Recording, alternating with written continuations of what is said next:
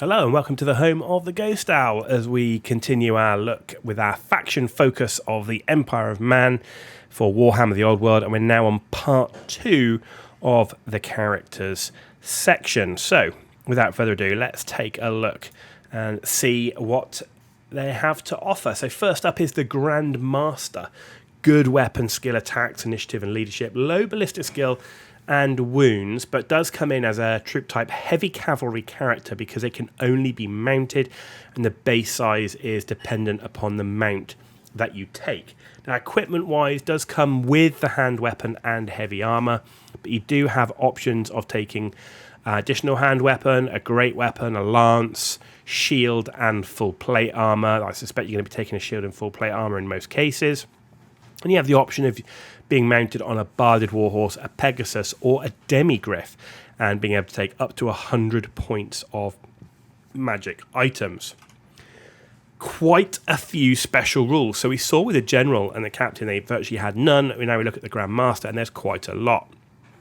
So the Grand Master there has counter charge. So when charged in its front arc, the unit may declare a counter charge as a charge reaction.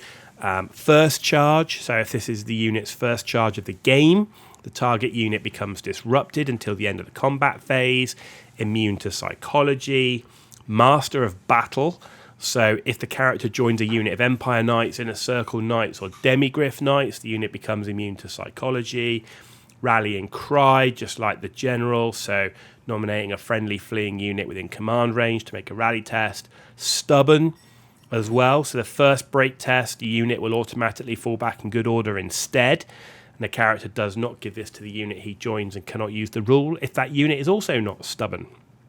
Swift stride, again a nice one, increasing maximum possible charge range by 3 inches, and when making a charge, flee or pursuit roll may apply a d6 modifier to the result. Also veteran, so can re-roll failed leadership tests. And you can see there, particularly with things like Master of Battle, but the stubborn rule, you can see why if you are going for that cavalry focused army, or you do want a character on a horse and put him in a unit of knights, that the Grand Master is definitely a better option than a general on a barded warhorse. So it's the most expensive character in the army list, but with considerably more decent special rules. It's not just like special rules for the sake of it. These are good special rules, especially for cavalry, right? It's done quite well. But you can only be mounted. So you're really only going to be taking this if you're going to be leaning heavily into cavalry.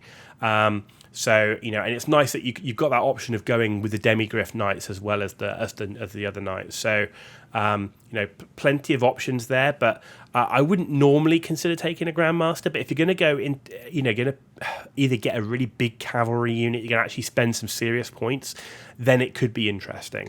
Stat-wise, the Grandmaster's the best melee character in the army list. He's got weapon skill 6, initiative 6, and 4 attacks, all of which are higher than a general. So making the unit the character joins immune to psychology as well is also a really nice buff for those knights. Now, equipment-wise, again, as I said, I'll always be opting for the lance, shield, and full plate armor. Now, magic items I would consider. Sword of Justice is quite nice. Strength is as the user, but you got AP 1, Armor Bane 1, magical attacks, but you have the multiple wounds 2, which I think is quite nice. And you do get to re-roll those failed to wound rolls. Maybe for me, strength is always going to be an issue, but being able to combine that with a potion of strength, yes, it's single use, but there'll be times you get that plus D3 strength on that sword where you can re-roll the failed wounds and multiple wounds too. That could be really nice with the 4 attacks that the Grandmaster gets. The other one there is Jade Amulet. That's also quite nice. Makes you immune to killing blow. You can take armor and regeneration saves as normal. And if you don't save the killing blow, you only lose a single wound as opposed to being killed outright. So again, really quite nice for something where you are spending quite a few points. I said the most expensive character in the army list. Next up is the Chapter Master. So essentially, like the Captain and the General, this is the Chapter Master and Grandmaster, one down from the Grandmaster. Everything being the same, heavy cavalry, base size, and so on. Same equipment, same weapon options and armor options, same mounts as well. So the Barded Warhorse, Pegasus, or Demigriff, but can only take 50 points of magic items instead. All the same special rules as well. So you've got counter charge, first charge, master of battle, rallying cry, stubborn, swift stride, veteran, all the same ones we just saw for the Grandmaster. But really that counter charge, first charge is just great for heavy cavalry. The immune to psychology, really nice for the unit of knights. The stubborn, again, just really is great for those knights, and a little bit cheaper than your Grandmaster, but giving a lot of the same buffs and bonuses.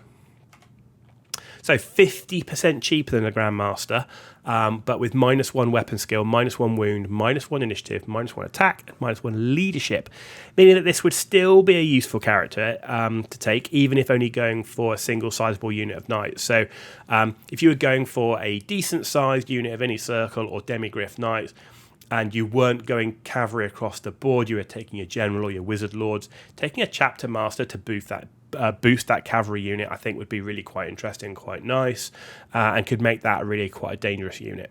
Stats-wise, Chapter Master is also the best hero melee character in the army list, with initiative 5 and 3 attacks, all higher than a captain, making the unit the character joins immune to psychology as well. So with initiative 5 and 3 attacks, he can do some pretty decent damage out there. So again, I say it's boosting that damage output. The knights really need to they need to put a lot of damage out on the charge, because they don't have necessarily the bodies and the ranks.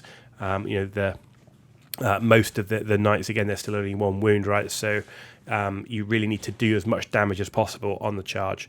Equipment wise, I would opt for a lance, shield, and full plate armor. And magic items, a potion of strength, I think is a nice cheap magic item, single use, but getting that plus D3 strength when you need it, if you were going into monstrous infantry, cavalry, or something like that. Next up is the Witch Hunter. So good initiative and leadership, low attacks and wounds. It's a regular infantry character. Base size is 25 by 25. Hand weapon and light armor 6+. Can take a hand weapon, great weapon, crossbow, handgun, pistol, or brace of pistols. So quite a bit of flexibility there.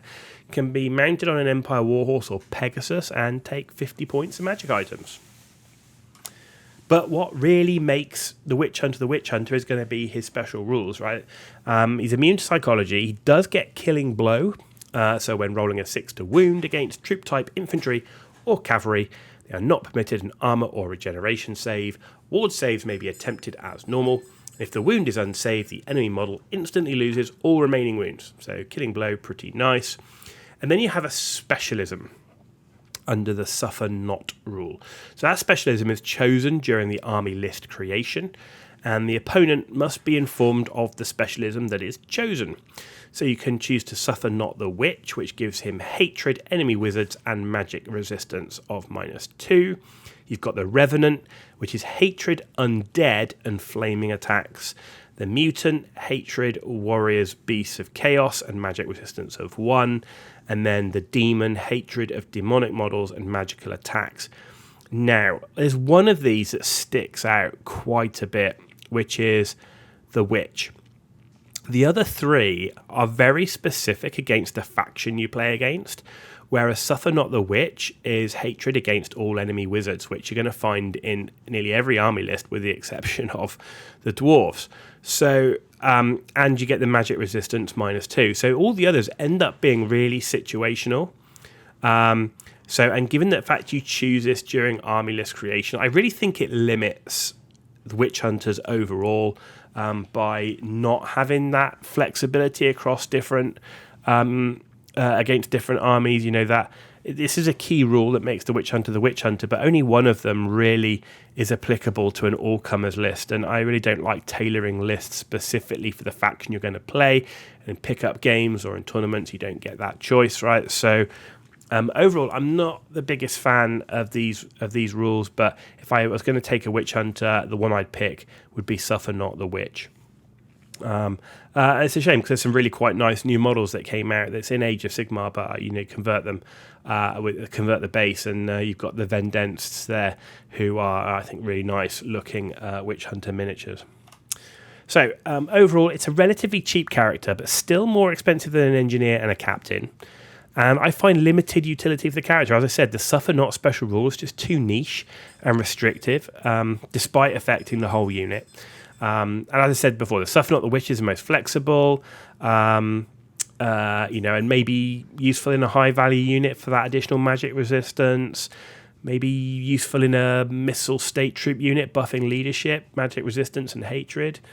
And because you can get the witch hunter to take crossbow or handgun, you could match the weapon type, range weapon type, with the unit they're in. So that could be interesting. Equipment wise, dependent upon the army list and the unit the witch hunter's placed in, there's a bit of flexibility there. If you're going to take a magic item, I consider the white cloak. This gives the witch hunter a 5+ ward save and then a 3+ ward save against flaming attacks, which I think is quite nice. There you go. That brings us to the end of part 2 of the Empire characters. We've got one more part of the characters to go, part 3, and that will then wrap up all the characters for the Empire of Man. Hope you enjoyed this video. If you did, give it a thumbs up. If you didn't, give it a thumbs down. Let me know why in the comments down below. And as always, if you want to see more content, hit that subscribe button. It's totally free for you to do. It takes a few seconds to do. Just hit that subscribe button. And I appreciate all those who have already hit that button. You've been watching The Ghost Owl. Tune back in as we take a look at the last part and the last characters in the Empire of Man army list.